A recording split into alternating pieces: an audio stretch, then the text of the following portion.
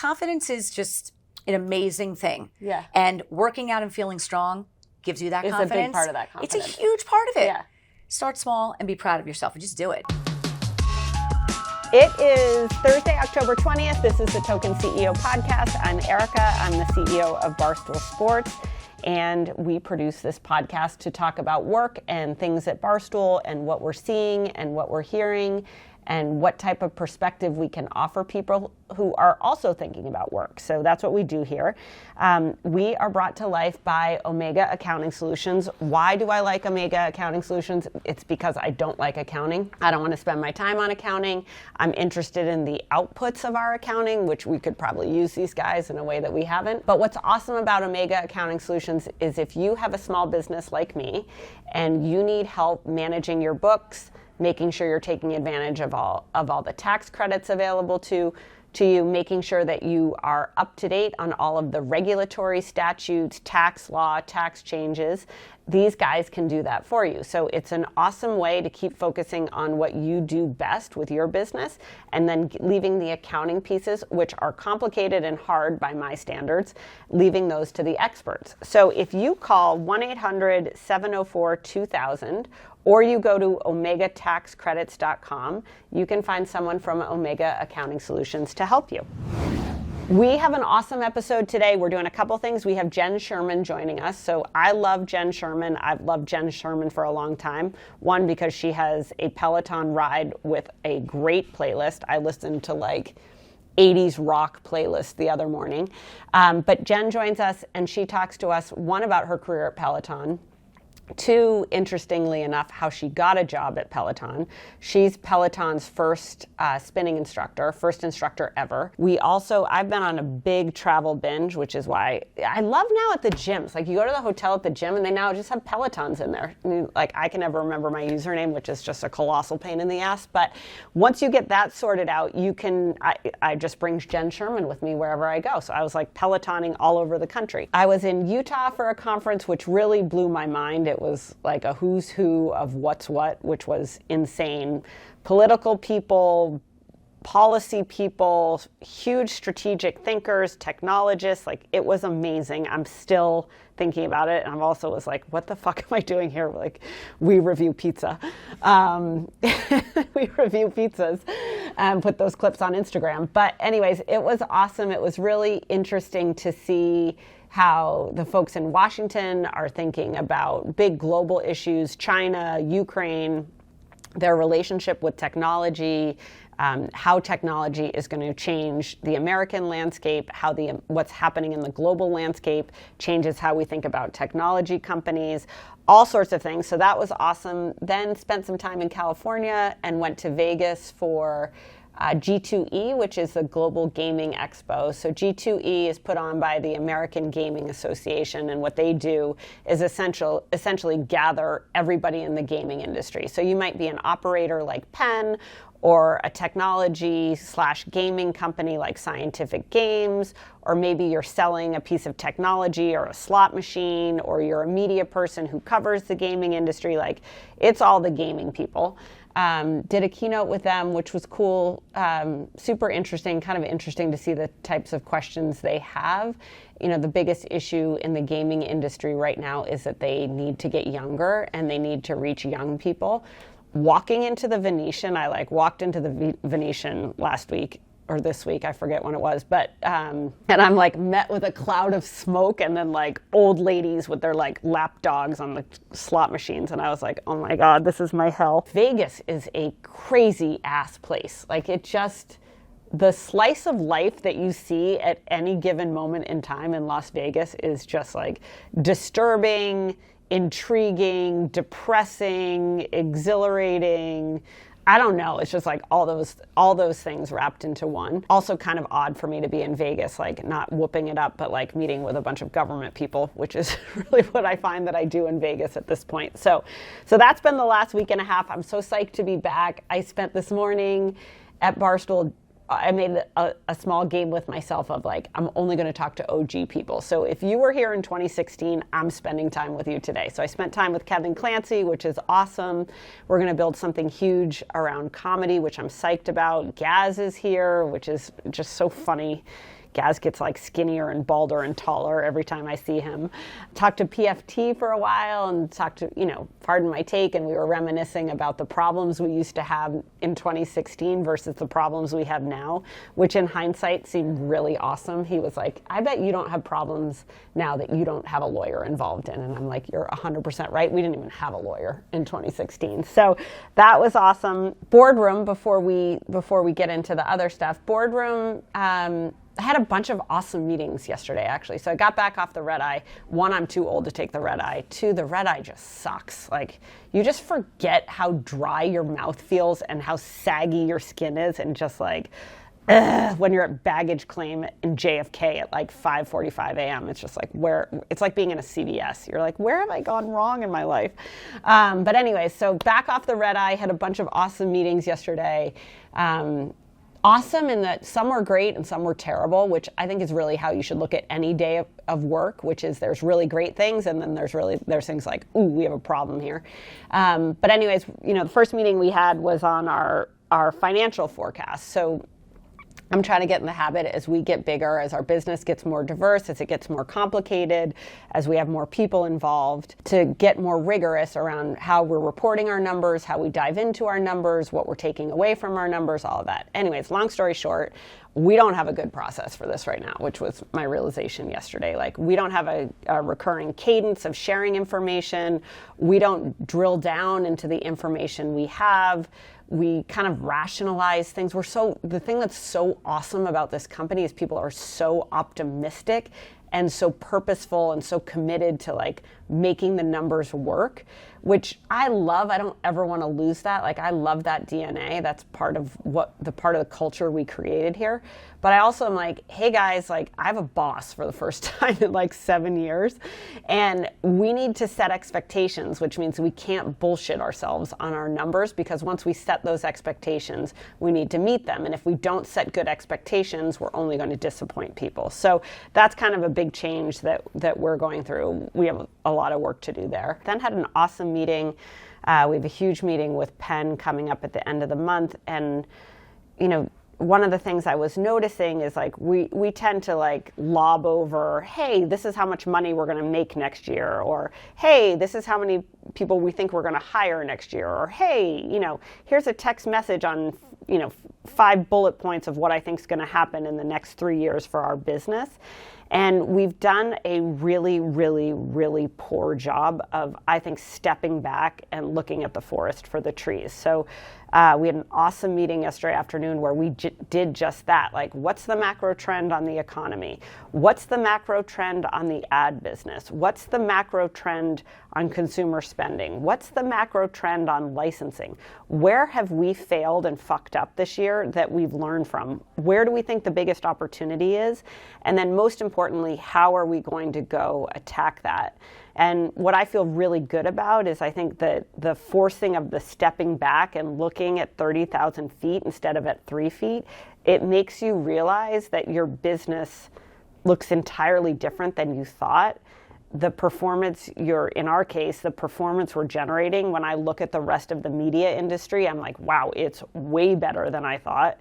And then it also helps refocus and reprioritize you. So those are some of the things I think that I'm learning that we need to do and really excited to focus on. And I actually think it was just a great exercise, even if we never show that information to anyone anywhere.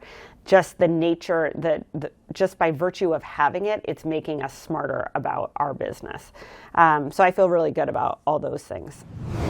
All right, so before I go into this, let's just talk about TravisMathews really quickly. So TravisMathews does not just make clothes for men. So I'm sure you're used to like being in the elevator in Vegas, like I was last week, and there's like 4 guys clearly going golfing. They've got the TM logo on the back of their shirt. That's awesome and all well and good. But what's amazing about TravisMathews is that they also make clothing for women. So go figure. They have elevated and intentional style. I think you can say that when you see good-looking guys in golf shirts. They also have clothing that is durable, incredibly comfortable, and like moves well with your body. So If you are a lady and you want to wear a nice jacket, a nice quarter zip, a good polo shirt, you want it to last a long time, you want it to look good on your body, you want a performance fabric, TravisMathews is a great brand for you. So go to TravisMathews.com/women and use code TOKEN for 20% off. That's actually a great steal. So 20% off TravisMathews if you go to TravisMathews.com/women and use code TOKEN. All right, so next up we have Jenn Sherman joining us. Jenn, I talked about this a little bit earlier, first ever instructor at Peloton, changed her life financially. She got equity in the company when she joined, smart woman. And now she's spending a lot of time talking about her path to getting to Peloton, what she does at Peloton, what she's learned from this experience, what she's hopeful for from it. And I think she's just a great role model for anybody who wants to go get after it and make something happen every day, whether it's on a bike, as in her case, whether it's in your career, or whether it's just in your life. So this is Jenn Sherman. Okay, so tell your story, like introduce yourself and tell your story. Okay. I'm Jenn Sherman. Hey, Jenn Sherman. And want to hear the coolest thing about me? Because I don't have that much cool shit going on. I think you're very cool. Okay. I was, and I guess still am, the very first Peloton instructor. I know this. So there's over 50 of us now. Yes. And back in the day, we were a small knit little What year crew. did you become the first Peloton instructor? John Foley hired me in 2013. Okay, John, you send an email. I'm impressed. You've done. You Yes. send an email. I send an email. My life changed with hitting send on an email, for real. At 42 years old. Okay. Well, let me back up. I already was a cycling instructor. Okay. I live in New Jersey. I was teaching classes out in New Jersey in a small little studio in my town. I had like a 3-minute drive to work. And I read what I always reference as what I thought was the first piece or article that was written on a startup called Peloton. Okay. This is like pre anybody even knowing how to say the word. Yep. Taught, and I read this article on Well and Good. Okay. All right. That's where I found it. And it talked about this idea, this incredible concept. I mean, I definitely was like, this sounds really interesting. There was an email address on the bottom of this piece. Okay. This is pre a studio opening. This is pre people. Pre-Peloton this is pre Peloton. Kickstarter campaign. Yeah. This is pre. This random little Just cycling random startup. And I've got this busy little cycling career in suburban New Jersey. I'm doing my thing. And I send an email, never expecting to hear back from anyone, and didn't even know who I would hear back from. Yep. It wasn't addressed to John Foley. It wasn't addressed to Tom Cortese, one of our founders. It was just a generic Peloton address. And I sent off an email just basically saying, this is fucking brilliant. I would love in. I want to talk to somebody here. Yep. I'm already a cycling instructor, and this is why you need to hire me. And the subject of your email was, you need to hire me. This is why you need to hire me. Which is a great headline. Listen, it was either going to go unread, not read, read, know. So they write you back. They write me back. John himself wrote back like a week later. Never expected to hear back. And it started off with, do you want to, I would love to tell you about our vision here, what we're doing here. He had said to me in that first interaction, we've gotten so many emails and you're one of the only people we've responded to so far. There was something about my email that connected. Great. My email is mortifyingly embarrassing, but it's precious to me because it's the so thing. direct email. But it initiated so much for you. I kicked the shit off. Yeah, that's what did it. That's what awesome. turned my life around. Yeah. We'll get to that. Anyway, so it started out with, come on into the city, Jen. Let's grab a cup of coffee. Okay. I want to talk to you about Peloton. Have you ever worked for a startup before? No.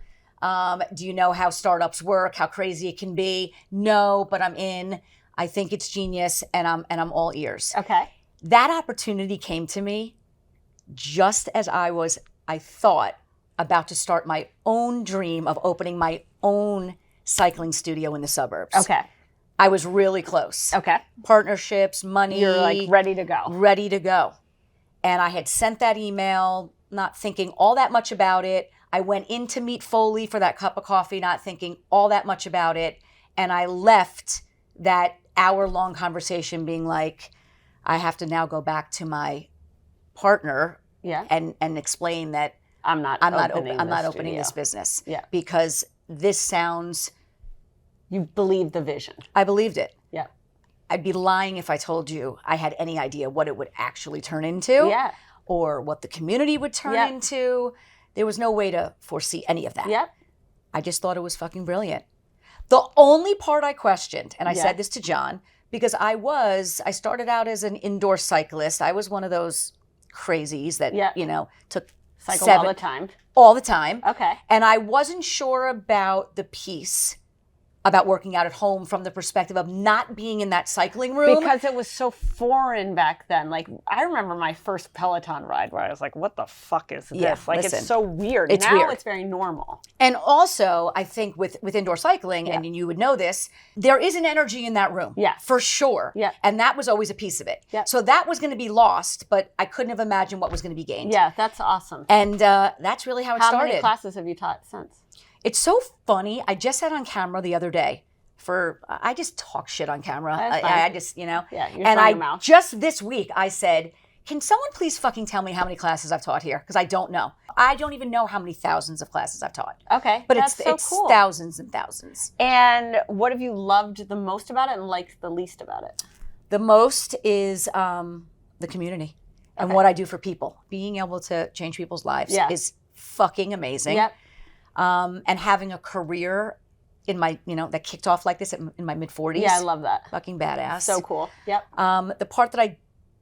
The part that is not as fun for me is just that little piece of privacy gone, and not in any kind of big way. I'm like but it's D. annoying. I'm a D plus Yep.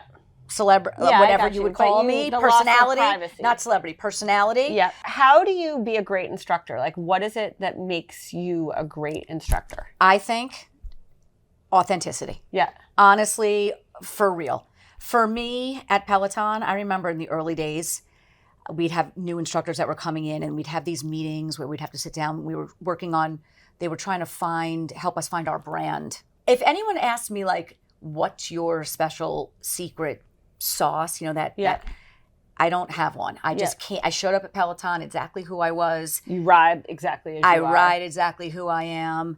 I was always the one that was running in, teaching my classes, and then running out the fucking door because I had kids to You had get to go pick my kids up or carpool whatever. line, that whole thing.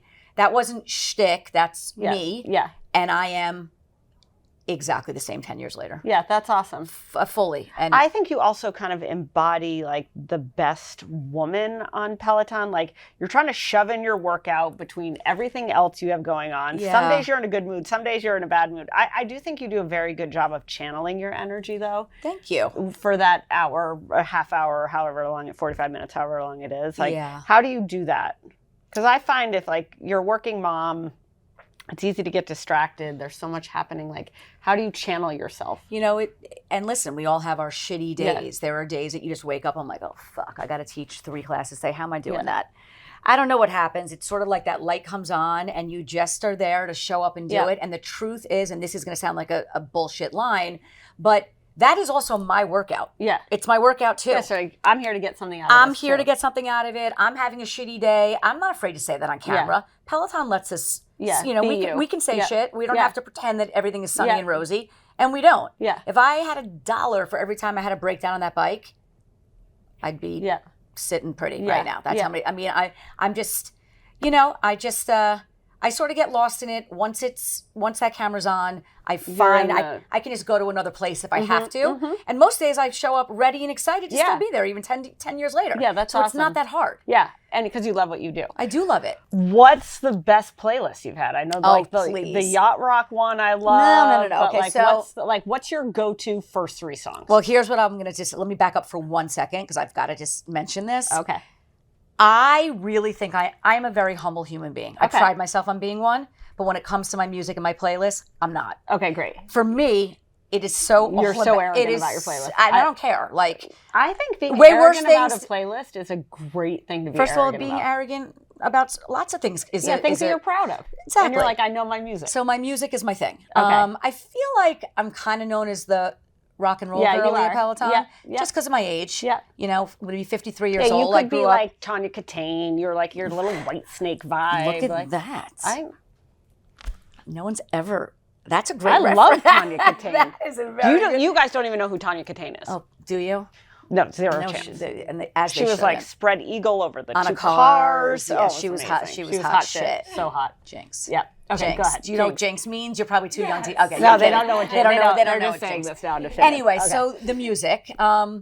You can't really ask me what my top 3. That I can't. No. But do you what's like a go-to sequence? I do sort of program my rides the same way. Okay. It's like a slow build. Oh, all right. You know, You're right? like hitting them deep when I'm Yeah, tired, yeah, and I'm yeah, like, ugh, well, kind get me of. out of here. You wanted to tell a story. Yeah, okay, It's got not just, and I tell this to people because again, I pride myself on my Yeah. playlist. That shit is not just random. Yeah, it no, is 100%. not just thrown together. Yeah. It is so thought through. Yeah. At least when I program, Mm-hmm. and I would say, I don't want to speak for my co-instructors. I think they would say the same. There are just moments when Everyone's you very need, anal about their playlist. I think. very, I like very, that. very. We're all very protective. Yeah. Each one is like a baby, and I'm proud of Yeah. each and every one of them. Yeah. And as much as I love rock and roll, and I am that girl, I love it all. Yeah. Like, you're not going to take a hip hop ride with me because we've got other instructors that just Do it better. Yeah. But I fucking love it. Yeah. Okay. And I know it. All right, And I know it well, and no Yeah. one should try to tell me that I don't. Yeah, I that's get very, right. you know what I Okay. mean? But I'll give you an example. I Okay. had to write a presentation this morning. So I get on the train and I'm listening to the Velt 8-minute edit by okay, Deadmau5. And then I'm straight into Thunderstruck. interesting. Thunderstruck is a great song. Okay, so Highly I don't know. underrated I don't song. know if you know that I teach football rides. Okay, so I don't know about the football So rides. I have a series at Peloton I have for 6 or 7 years on every Sunday. Well, it started That's out cute. That's smart. every Sunday. Pre-kickoff. I'm a huge sports fan. Who's I your love team? football. I grew You up. a Jets fan? No, God, thank God, no. Yeah. It's so That's a hard. good miss. It's just so hard. This is going to throw you off, though. I grew up a Giants fan. So Okay. I grew up in New Jersey. Okay. A season ticket holder every Okay. Sunday, freezing my ass off Yeah. with my brother and my dad. I married a man from Philadelphia, Oh shit, you're an Eagles fan? and I'm an Eagles fan. Okay, I'm sorry. Which is, This was going well. it's yeah, I all right. always still have my eye on the Giants. Okay, fine. Little side glimpse. I little got side you. something. Yeah. Always keeping my eye. My heart is there. Who do you The guys memories have? are Nick there. Foles? Is Nick Foles back? Who's Oh, the you are quarterback now? Nick. Come on. I know he's gone right now. Jalen Who is Hurts. it? Jalen. Oh, Yeah. Who team is it? Who's? I'm a Patriots fan. Oh, I know that. I Yeah, know, you they're both. not Yeah. great this year. Yeah. No, I know. Got squished by the fish. Yeah. Sad. We'll see. I did a thing. I went. They sent me to Peloton. Sent me to Foxborough. That's fun. It was very okay, cool. so tell me about the football ride, though. Okay, Did all so the football dudes take rides. it? That's where the dudes show up. Okay, That's yeah. where my dudes show up. Yeah. But everyone takes it. The Yeah. women that take it don't know all that much about football. But is it like all the run-out songs? It's everything. Like you brought up Thunderstruck. So The ultimate football song. I mean, it's just so killer. My Yeah. football rides they're Thunderstruck vibes from start to finish. There's a lot of hip hop mixed into those. Okay. But they're really, really fun. They're my most intense rides that I teach. Okay. Interval heavy, kick ass, 60 minutes. Okay. And then I try to pretend that I'm like an ESPN reporter as well. That's so fun. And I talk shit and we talk about the games. You just and talk smack all we all talk morning. smack all That's day so long because I fun. really love football. Wait, I'm sorry. Can I interrupt you? I have Yeah. to interrupt you. Do you know what makes me laugh every time I turn on my Peloton? Every time. The good people at Peloton clearly have everyone, and they're like, "Welcome everybody!" Yeah. Like the hands. The my god! the screen Everyone has grabs. the same fucking hands. It's Okay, so annoying. it's And I'm funny. like, I don't want to. It's like you're in a religious experience. It is. It's a big intro and it's a lot of hands. I've got three. Oh, moves. show me yours. I've got three. This is one. yeah, I that's have not very Peloton. This is me. Okay, Okay. I've got this.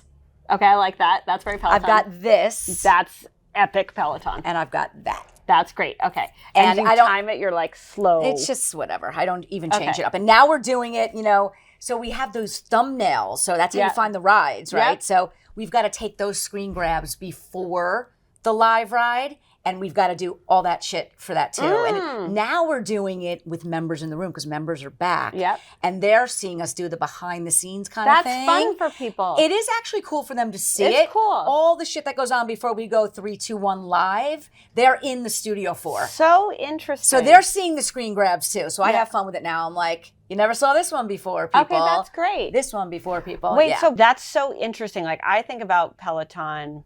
Oh, I love Peloton. I think it's a genius company. Yeah.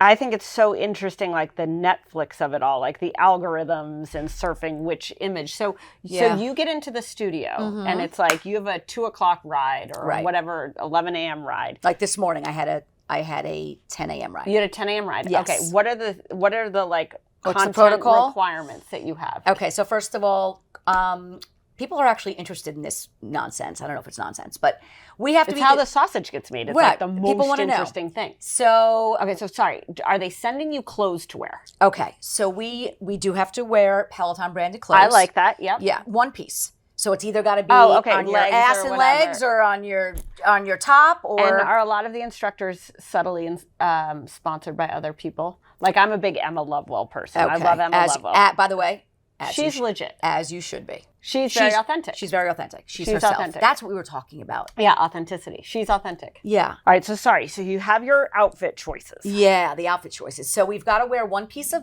Peloton branded content, Fine. clothing, Merch. Yep. on every ride. We do have instructors who have amazing deals, Like endorsement deals. but They never talk about them. that's not on the bike. Yeah. They're not wearing Adidas on the bike. They're not wearing, interesting. unless it's a On the collaboration. bike, you're on. Yeah. Cool I actually stuff. like the merch. Yeah. Yeah, the merch is good. Yeah. It's not easy. That's not an easy game. Yeah, That's no, a that's whole a tough other game. I've tried to get in that game. yeah, for that's years. a really difficult. Yeah. Okay, so sorry. space. So you got your sports bra on. You're Yeah. on the bike. Yeah. Then what happens? So we get So to you gotta Peloton. take- We have a call time 45 minutes before our ride. So Okay. I'm expected to be there 45 minutes before. And you have a producer. We have several producers. Okay, yeah, got it. we've got a whole team of people. Okay. Everyone always wants to know if we do our own makeup and hair for the rides, because if you've seen some of my co-instructors, you would think that They stopping have hair and in- makeup done. You would think they're stopping in a salon. We Yeah. do our own hair and makeup. Okay, great. Except for really elevated, like when Lizzo came in, Jess Sims got her makeup done. Okay, Do you know fine. what Which I mean? makes sense. Jess Sims should get her makeup done for Lizzo. We come in, I'll do my makeup and my hair, which is for a girly like me, is like a 6-minute job? 6-second Yeah. thing. Okay, fine. Like Yeah. I have a bag like this big. Yeah. I have co-instructors that come in with kits. Oh, like yeah, I'm sure. Shit that wheels Yeah. and like, Yeah. know, zippers. Now I have like a makeup bag this big. I throw my hair up, I chill, I look over my playlist, I, take a moment, get your- whatever, get my shit together. And then our PA will come in about 10 minutes before, mic us up, get us into the room. I think we're now in the room 9 minutes before Okay. we go live. And the members are in there getting ready. So members are only just back. Okay, We were so talking this about that is new. before. Yeah. So this is new, letting them see this behind the scenes. Members get into the studio 15 or 20 minutes before you can clip in and get into the so you room. gotta get- There's music playing. We're trying to do it like a little bit different. Let them come in. it's like a TV show. It's like a TV show vibes. Yeah, It's okay. like Ellen vibes. We've got Okay. someone on the God mic that's just, Okay, fine. hyping people Okay, up got and it. whatever. Then we come in. So you can't be like me coming in like 5 minutes late for class. It's probably not. I am not You're a not gonna see me late live. girly ever, but no. Okay. If you're The not members are there for a show. members are there for a show, and even on days when you're not teaching for members, like this morning, there was a shit ton of traffic, UN Okay. craziness, Yeah, Fashion yeah. Week craziness, and I was running a little bit late. If you are not in the building for your call time, they're looking for you. Okay. I will get a phone call from a PA Like, where are saying, you? "Where are you? Are you far?" Okay, so it's a machine. It is. It's Okay, a that's great. especially Cycle, because Okay. Cycle's been around. Yeah. It's the longest. And it's the It just it's runs the its- bedrock of Cycle runs itself. Yeah. If Okay. it anyway. And then we're in there. So then So we then go you gotta do your live. photos. We do the screen grabs. Okay. We do with members in the room. It's chit-chatting up the Yeah. members, making them feel good and Yeah. special. Without members in the room, it's me talking to my PA Your and the PA. tech crew Yeah. up in the room Yeah. that are shooting all the content. I go live, so we have a pre-show. You know how if you Yeah. ever take a live ride, you see your favorite instructor Yeah. shooting the shit with you. Yeah. You can have a pre-show anywhere between 3 minutes and 6 minutes. Okay. Your preference. Okay. If you're Allie Love, you're going to do a 6-minute. Yep. If you're Jenn Sherman, You're doing a 3-minute. You're doing 3. Yeah, okay, And you're fine. saving your shit for the Okay. ride. Yep. I only so much small talk that Yeah, I can. you're like, that let's I just want to get it You're going. like, I want to get going. So with it. 3-minute Okay. pre-show for a girly like me. Okay. And then we get into it. And then we So just fun. ride. And then you're done and you're done. We're done and we're done. And then you do the whole thing again 3 times a day. Yeah, we meet with live members back in to make them feel really special, because people are traveling and coming Yeah. and they want to meet Yeah, it's an Cody experience. Rigsby. They don't just want to come Yeah. in and like. Oh, do so people we- love Cody Rigsby? Is he the guy with the Disney tattoo? He is. Yeah. Dancing with the Stars, Cody. He's the best. They're all He the is best. cute. My You co-instructors know who are. my favorite person is? I forget his name. He only has one arm.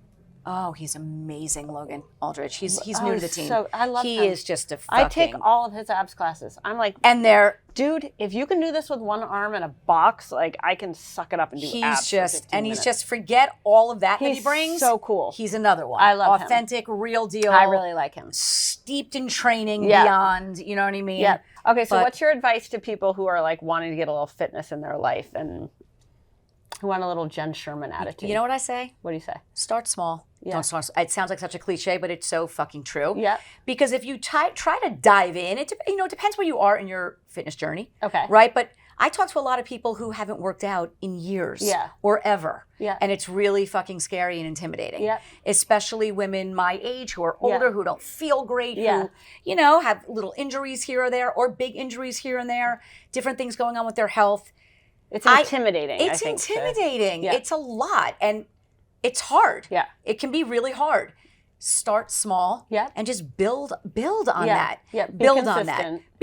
Consistency is important. Yeah. To show up once and then not come back again for another week or so. We don't love that. Yeah. We would love for you to be more consistent because you're going to feel it. Yeah. That's the only way to get stronger is to stay consistent. Yeah. But you don't need to dive in and take a 30-minute hit ride or a... Yeah, you can do like a 10-minute... I'm a big 10-minute class. Start slow. We've got all kinds of content, beginner content. Like, we were talking in the green room, like, I'm not a runner. I wish I could say that I was, but I want to be. Yeah. Like, I want to be a runner. I think it's so fucking badass. So, like, I do walk runs. Yeah, that's and I'm proud of those walk runs. That's right. I love them. I feel really good. Yep. Start small. Be proud of yourself. Show up, try to stay consistent, and it just happens. It slowly happens. You start to feel that confidence. Confidence is just an amazing thing. Yeah. And working out and feeling strong gives you that confidence. It's a big part of that confidence. It's a huge part of it. Yeah. Start small and be proud of yourself and just do it. My That's big line, awesome. my tagline is just fucking do it. Thank you, Nike. Jay, I threw the fucking in there. That's my big line, JFDI. Just fucking do it. And don't put off starting. Just start. Yeah. Just start. Just send the email, just start. But see, I think this is a great thing, which is I think most people are like, oh, I'm in my 40s. I don't know what to do with my life. And you're like, just send an email. Just send an email. You can change your life at 40. It may not get read, but it may get read. Yeah. I didn't think I was going to get that call. Yeah. And now look at me. Yeah, 10 years later. It's like a blink. 10 years later. It is Congratulations. amazing. It's so Thank cool. you, Erika. Thank you. So fun. All right, before we get into Q&A, we got so many great Q&As. Like some of them I'm like, I'm not answering this because I don't know how to answer it. But let's just talk about Quillbot. So Quillbot is awesome. If you have a question that you want to ask someone, or you want your resume to look great, or you have a very important email to send, what's great about Quillbot is you put your unsolicited, unintellectual, garbly-gook vomit into a website, and then they magically, through AI and a bunch of magic and a bunch of gerbils running around in the back, and a bunch of English majors running around in the background, will take what you've written and they will make it better. So I can't imagine anything better than that. So if you want to write a cover letter, you want to get your first job with a company, there's a startup CEO that you're like, I am perfect for you to change your business, go use Quillbot to put your thoughts into better words. So go to quillbot.com and you can do this. All right, Q&A. My boss asks and welcomes feedback about her. That seems like a good quality in a boss. How do I tell my boss that I don't have confidence in her skills? Ooh, I'm learning and she doesn't always know what she's doing. So I've turned to a senior colleague instead. She also regularly fails to show up, so the senior member always picks up the slack. So it sounds like your boss isn't a great boss. It's awesome that she wants feedback. Feedback is a gift. That was one of the biggest things I've learned in my career. It stings and it hurts a little bit, but it always makes you better. And ultimately, you have the opportunity to either take feedback or reject it. But the notion that someone is caring to give you feedback is a great gift in and of itself. If people don't care about you and people think you suck, they will not give you feedback. Now, that said, it sounds like your boss kind of sucks. So if I were your senior colleague, I would be super annoyed. I'd be like, why the fuck am I doing this woman's job for her? I should have that job, which is probably what that senior colleague is thinking. And in your case, it sounds like you love to learn, which means that you should spend the majority of your time, or every inch of time that you can, with people who will teach you. I think bosses who don't show up and bosses who don't know what they're doing are super dangerous, because ultimately the shit's going to hit the fan, and most likely it's going to be blamed on someone else besides the boss, which maybe is you. So I think what I would do is a couple of things. One is make sure that senior colleague of yours knows how much you appreciate the time that they're investing in you. Say something nice, send them a card, get them a gift, tell them how much you appreciate them, and also indicate how valuable the information is and how much more you're willing to learn. May as well, like in this case, shore up your ability to be better at your job by developing more of a relationship with the person who is doing all the work.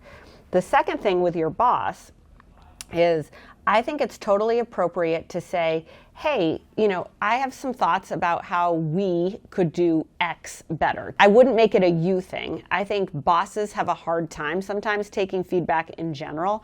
I think bosses sometimes have a really hard time taking feedback from people who are junior. So in this case, if you want to help make your boss better, and you don't have a forum to do that through HR or through employee surveys or whatever types of that stuff exists at your company, I might have a one-on-one with your boss and say, hey, I have a couple ideas for ways that we can make things better. One, your feedback is so great and valuable. I love when you make time for whatever type of meeting that you have. It would be really helpful for me if you and I could get a one-on-one, or if you could be in XYZ meeting so that I can learn from you. When you give feedback to a boss that the boss sucks, I think sometimes it helps to be a little bit humble in giving that feedback, and a little bit broader and a little bit more inclusive of a we versus a you. So I'd start there. I would say the second thing is, hey, one thing that's confusing to me is I sometimes get direction from you to do blank, but in reality, I should be doing the opposite of blank. Tell me how I can best navigate this. And honestly, saying things this way it gives your boss the feedback that there's unclear direction. It gives your boss the feedback that they're absent, but you're doing it in a way where your boss won't feel directly criticized. You should be confident in what you know, what you do, and how you do it. But by being a little bit humble in that conversation, by being a good listener, and by being a little bit more broad than you intend to be, sometimes it creates the forum for a more positive conversation. Ultimately, it's up to your boss's boss to say she sucks and should go. But I think you giving the feedback at least lets you sleep at night and say, I contributed, and trying to make your work situation better. So our second question is in our DMs, which I love when people DMs. It's from a guy, and he said, hey, Erika, I just started my 3-week paternity leave. Good for you. I work for a private construction-related firm. Based on past experiences, I believe I will be subtly or not so subtly pressured into coming back into the office earlier than the 3 weeks I previously discussed with the owner. Any tips on balancing the ideal employee role and the committed husband and new father role? Ooh, this is so interesting. It's kind of like reverse gender discrimination, I think is what they call it. So in this case, you should take your full 3 weeks. You are by law afforded your 3 weeks, or I don't know what the law stipulates, but you're afforded paternity leave. I think what I would do with your boss is really probably just I would be proactive, and I would be honest. So I would be proactive by, instead of waiting for them to subtly pressure you and give you the nudge, nudge, raising kids is a woman's job, bro, come back to work, I would get ahead of that. And what I would do is I would say, hey, boss, I'd send him an email, or I would give him a call and say, I'm coming back to the office on November 20th or whatever the date is. And I'm really excited to come back. I can't wait. I have all these ideas. Here's how I'm thinking about navigating the transition back. I'm going to take my full 3 weeks of paternity leave. We have a lot going on here. We have a new baby. It's chaos. Nobody knows what they're doing, blah, blah, blah. But I would love to schedule, a call or a couple calls the week of this week, the second week of paternity leave, and the third week of paternity leave to make sure that I transition back in the best way possible. I think having that type of approach, one, it states firmly that you're going to come back at the end of the 3 weeks. 2, it shows an ideal employee-ness, as you talked about. It shows proactivity, it shows thought, it shows consideration, and it shows that you're actively caring about being great at work in the context of needing to be at home. So that's what I would do. And then I would enjoy your paternity leave and like give your wife a hug and let her take a nap in the afternoon. Having a baby is exhausting. And that's what you should be doing the next 3 weeks. 3 weeks also isn't that long. And if the company's going to go sideways in the 3 weeks that you're out, you probably should make more money and you probably should be running the company. Third question also was in my DMs, which I really liked. I took a new job earlier this year. It's work for home and more money, but I do substantially less and I feel much less important in the new job. Like I used to run shit and now it's a few meetings where I tell suppliers how to build stuff correctly. I think this is such an interesting question because I think there's so many people when the world went virtual during COVID that were so psyched to work from home. And then you had the great resignation where everyone was so psyched to make more money. And now everyone is like home, disconnected, disassociated, making more money, but feeling less fulfilled. And obviously the quiet quitting group is like, yay, I make more money to do less. I'm going to keep doing that. But I think for the people who want fulfillment and purpose in their career, it doesn't matter that you're making more money if you're not fulfilled and if you're not feeling like you're contributing to something big. It sucks. I remember in my career, I was so paranoid. I worked in Boston and I knew that it was a pyramid. So the higher up I got in the ranks at the agencies in Boston, I knew that there were fewer jobs to be had. I know the chances of finding a job were far less. And I knew that it was more cutthroat. And I was always so nervous to make more money without having more responsibility. And I think that making money is one thing, but I think one of the byproducts of having teams that are really virtual is that you do just feel less important. And you are less important because everybody's less important because everyone is less connected. And I think that is one of the worst things that's coming out of virtual work is just the lack of connection to other people, the lack of connection to your job, and the lack of fulfillment and purpose that you feel because everything just becomes watered down. Like I was having lunch with one of the Penn people last week and they were saying how, some parts of their business have really moved to be 100% virtual and how hard it is to make people feel connected to something when they're never at the same place, when they're never at something. So in terms of my advice on this question, what I would say is like, this is not the job for you. I think you can try to initiate more connection. I think you can try to initiate experiences that bind you to other people and that create purpose and that make you feel like you're moving the company forward. I think there may be an open question of if your company will go back to work. And, can you be one of the first people to do that? But ultimately, if the company itself is satisfied with virtual work and moderate disengagement, then this is not the place for you because you should be learning in your job every day and you sound supremely talented. You should be able to get a job that lets you do that. And ultimately, that's better for you. That's better for your employer. It's better for your career. And it's also better for your head. It's just better for how you feel every day at work. Okay, last question. I have an opportunity to take over as the manager of my team. My struggle is I also may have an opportunity for a new sales role within the company, which is what I really thought my next step would be here. The manager job certainly pays well. The sales job pays really well. And I've never been one to chase a title or strive to climb the corporate ladder or make $1 million. I just want to be happy, work somewhere I love, and do well enough so my family's in a great spot. How do I decide which I'm the best fit for? Well, it sounds like you're a great fit for both, so congratulations. I think the bigger question is which one is a fit for you. So put the money aside. Like, yes, salespeople get paid exorbitant amount of money, but when salespeople don't hit their quotas, salespeople are the first people to get fired. So while the money may look really good, I think the bigger question for you is, do you want to be a salesperson?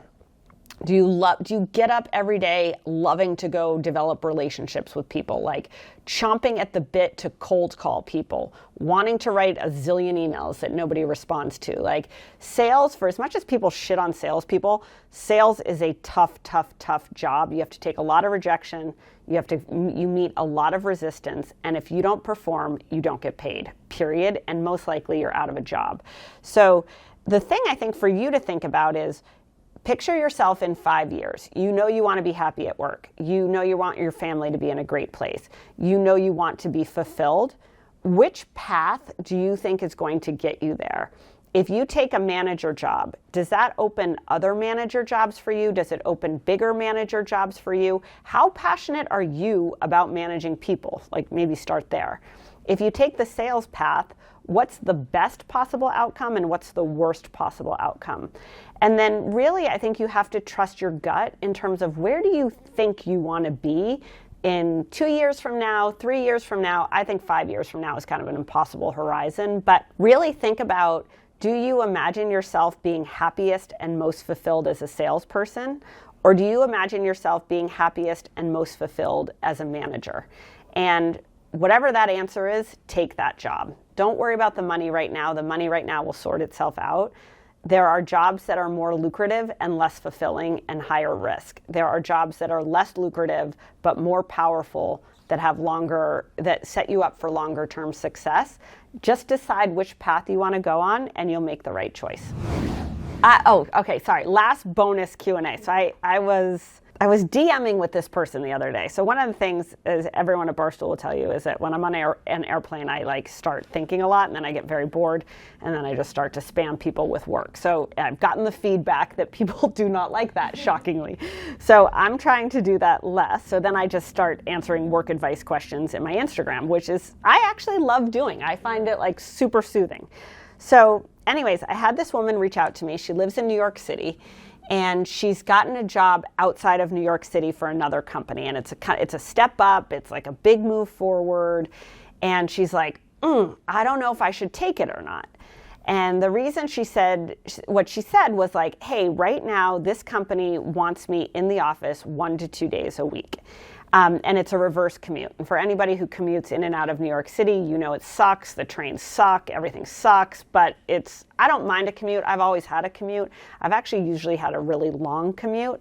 And honestly, I think a commute is a way just to get your work done, or to get a little bit of peace before you get into the chaos of work. So for me, I always liked having a commute, because it meant that I could really get all my shit together going into work, and I could get myself organized so that I could relax when I left work. When I worked and lived in New York City, or when I worked and lived in Boston, I felt like I actually always bled work into life, and I didn't have a good balance or distance between the two, which is a general theme in my life, but that's not what this is about right now.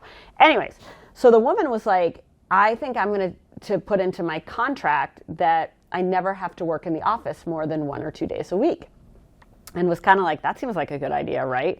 And I was like, oh my God, the plane's taking off and I don't have any Wi-Fi. And I was like, pump the brakes, do not fucking do that.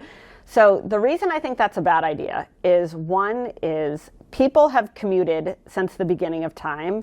The notion that you shouldn't have to commute to work, I think, is a massively limiting notion. You may like a job with a small commute. You may like a job working from home that has no commute. But the reality is, your career should really not be dictated on the distance your work is from where you live. It's without a doubt a question. It's without a doubt a factor. But don't limit your upside because you have to travel a little farther, and you may have to travel to work more than 2 days a week. So I was like, pump the brakes. Absolutely do not do that. Go crush your new job. Be awesome at this job. Use those 2 days to call your mother, or send a bunch of emails to your friend, or shop on Instagram, or whatever it is you want to do. Don't hate your commute. Make the most of your commute. But oh my God, don't limit what your future role could be at this new company by saying that you'll never work in the office more than 2 days a week. Don't limit your future choices by virtue of what you care about today. So, all right, so that was the last Q&A story. But I loved that she wrote it, and I loved that I got to talk to her, and she was like, okay, great, I'm not going to do that. And I was like, felt so great. And then somebody else DM'd me this morning that they took our advice and they got promoted in their job, which was awesome. Somebody called in to work like a girl. I love that. Okay, so let's just talk quickly about Tradovate. So Tradovate is offering a simpler way to access daily action on the world's top financial markets. You can predict the closing price of some of the world's most popular markets like the S&P, NASDAQ, metals, energies, and currencies. Ooh, obsessed with Ray Dalio. Saw Ray Dalio speak last week. Blew my mind. Very negative on the economy. But anyways, sports do have seasons, but markets don't. Tradovate lets you think about the markets like sports. You can get into the game and choose daily over and under outcomes for top financial markets. Will the market close above or below a certain price by the end of the day? Yes or no? And you can make predictions with bids starting at just 25 cents. Predict correctly and win while never risking more than the price you paid. So it's only upside for you. Tradovate is one of the first regulated brokers to offer event-based contracts offered by CME Group, one of the world's largest exchanges. Get on Tradovate.com, get your first 3 predictions for free, and if you predict, you can play and maybe you can win. Learn more at Tradovate.com/barstool. Okay, that's it. That's our episode today. My closing thought is on accountability. I have been thinking a lot about accountability at work and the idea that you need to be accountable to driving something to conclusion.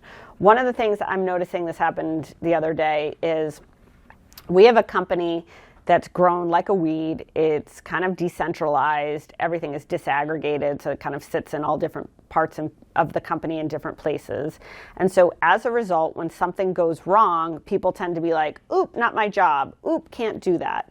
So one of the things we're seeing, this came out of our business meeting this week, is that we're having a lot of success growing new talent. So Danny Jackal, perfect example, awesome fucking new talent here. The girl is great. Like, she's a star. She works super hard. She learns from the machine, and what we tell her will help her perform. And then she has her own creative flavor and skill, and she's super authentic. I think she's a star. We have not at all figured out how to monetize Danny Jackal. I don't even think we're at like first base on making money for Danny Jackal and for Barstool Sports. And so I was kind of up people's ass about it. And I was like, why is this? What's wrong? Like, where are we? And then it was a big, point to that guy or point to that girl where everybody was kind of like, well, I did my part, but it falls down here. Or, ooh, well, if this were different, we could make it happen. And I think there's 2 things in that, which is, one, we have an accountability problem where I don't have it as any one person's job to make sure that Danny Jackal gets monetized. The second is we have so many people touching different parts of Danny Jackal that everybody just meets the first resistance or hits the first wall and then shrugs and gives up because there's 90,000 other things that person has to do in a given day here. So I think when you're given a project at a company, or when you're given a purpose, or you're tasked with a mission, making sure that you see it through is really important. Don't just stop at the first wall. If the way the company is set up doesn't make sense, and your boss or your boss's boss or the CEO isn't ever going to get what they want because it's not possible, then say something. Say so. I wish we did that more here, and I think that starts a little bit with me in terms of how we set out a culture of accountability. I think one of the biggest things in trying to get to accountability is people spend a lot of time masking problems, like, ooh, the problem's not here, it's over there, or the problem isn't me, it's that guy. But the reality is if you go to work or you attack a problem or you enter a circumstance and you're like, okay, here's what's happening, here's what we could do to make it better, here's what would have to happen to make that happen, And then did it happen? I think those are the types of things that as a manager or as a boss or a CEO or as a leader that you've got to be thinking through. And then if you're part of the system and you're part of the company or part of the machine, make sure you see your part all the way through. And if your part is dependent on someone else getting their part done, say so, call it out, be vocal when it doesn't work, be thankful and grateful when it does, and be communicative throughout so that you and your peers can get better at how they do things and how they attack that. That's it for my thoughts. You can buy our merch if you go to store.barstoolsports.com. We appreciate any ratings and reviews, and we will see you back here Thursday. And thank you, Jenn Sherman.